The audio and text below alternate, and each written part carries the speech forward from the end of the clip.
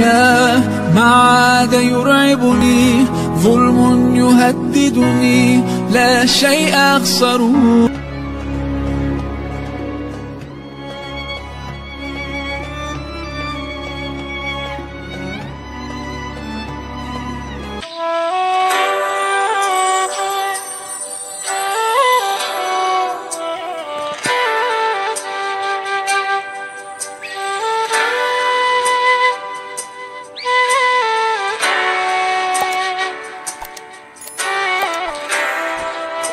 Assalamualaikum warahmatullahi wabarakatuh.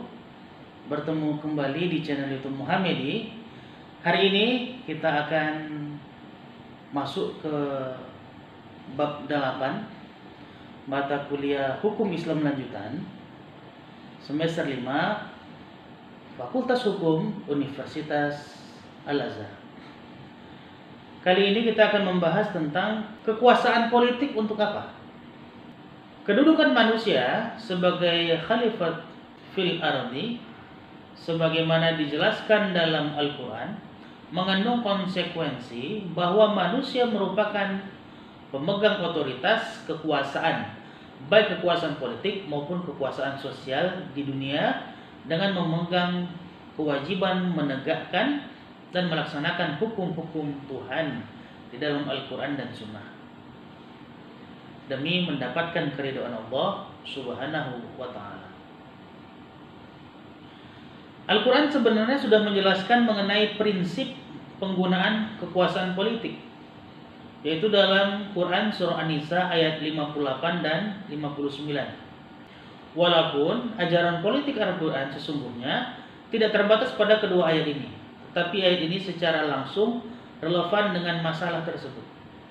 Dalam kedua ayat di atas, menurut sebagian ulama memandang bahwa ayat-ayat di atas sebagai pokok hukum yang menghimpun segala ajaran agama.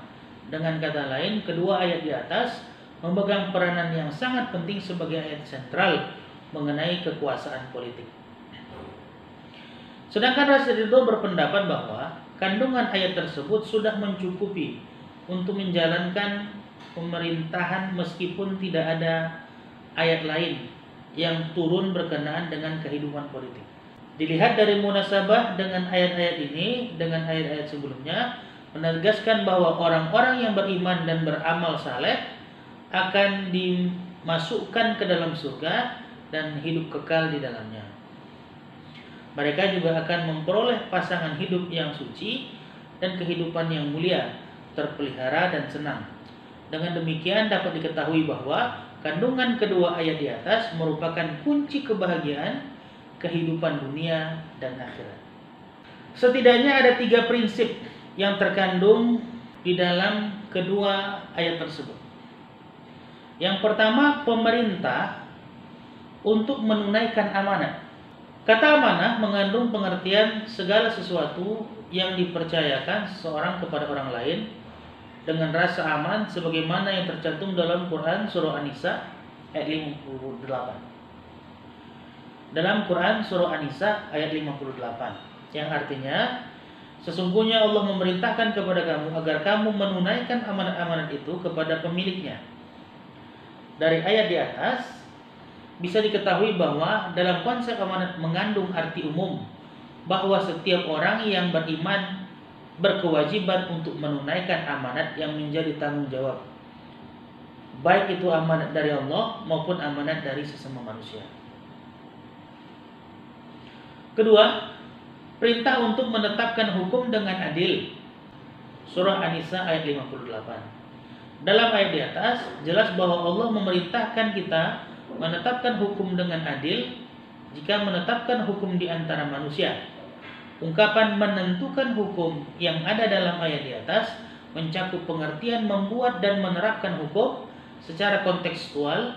Ayat tersebut tidak hanya ditunjukkan kepada kelompok sosial tertentu dalam masyarakat muslim, tetapi ditujukan kepada setiap orang yang mempunyai kekuasaan memimpin orang lain, dalam hal ini kekuasaan politik. Ketiga,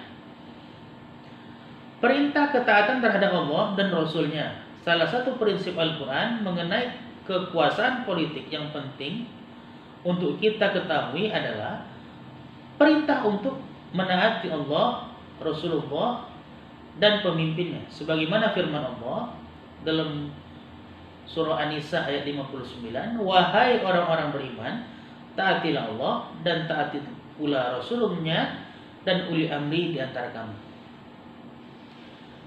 Sebagian ulama mengumumkan bahwa dari tinjauan terhadap ayat yang berkenaan dengan ketaatan kepada Allah dan Rasulnya bisa dikronologiskan dengan ayat-ayat sebelumnya dan memperlihatkan adanya perkembangan pembentukan hukum sebelum ayat di atas turun. Ketaatan kepada Rasulullah SAW masih mengikuti perintah taat kepada Allah. Hal ini dipahami jika dikaitkan dengan kedudukan dan fungsi Rasulullah sebagai pemberi penjelasan terhadap wahyu yang diturunkan Allah kepadanya. Demikianlah yang bisa kita sampaikan dalam kesempatan kali ini. Mohon maaf atas segala kekhilafan. Wallahu a'lam bishawab. Assalamualaikum warahmatullahi wabarakatuh.